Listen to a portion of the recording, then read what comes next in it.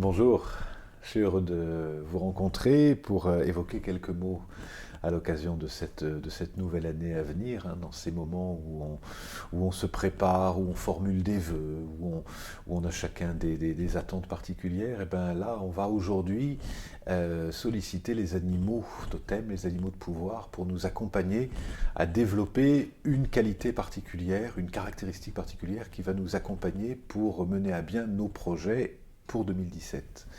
Les animaux totems nous accompagnent en fait depuis la nuit des temps.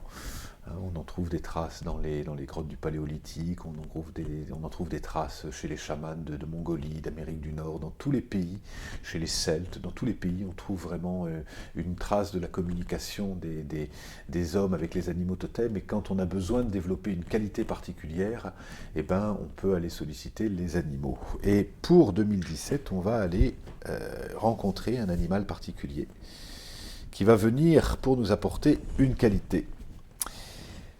Et cet animal pour 2017 qui se présente à nous,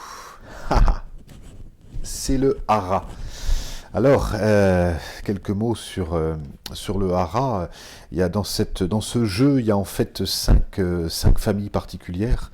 L'introspection, la famille de la posture, la famille de l'action, la famille de la communication et la famille de la transformation. Et le hara, c'est la famille de la communication, bien sûr, puisque le perroquet vient nous enseigner. Et là, ce que nous dit le hara pour 2017, c'est à force d'accueillir dans ton cœur toutes les facettes du monde, tu deviendras toi-même le monde.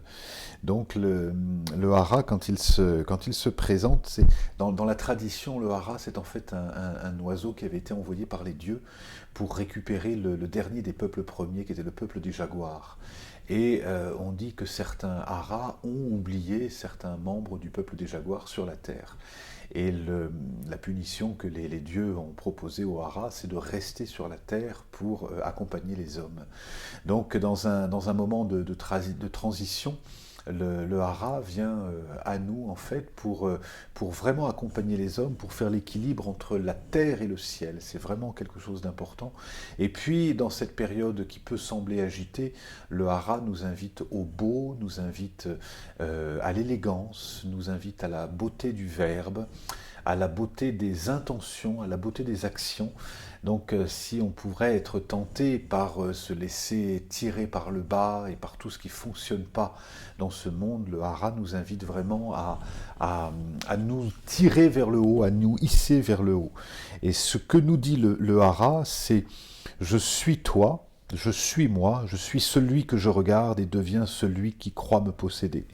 Je suis d'essence divine, je viens des étoiles pour rappeler à l'homme ses origines. Je suis capable de cohabiter et de comprendre avec les personnalités les plus complexes. J'apprends par l'imitation, puisque le hara, dès qu'il est tout bébé, en fait, dans la première période de sa vie, il explore, il regarde ses parents chasser, il regarde ses parents faire son nid, et à force de regarder, il finit par devenir autonome. Et donc le hara nous dit, rappelle-toi d'où tu viens, rappelle-toi ta nature divine, consacre ton énergie à transmettre ta lumière, alors avec moi tu découvriras le secret des dieux, le secret du verbe et le secret de la parole.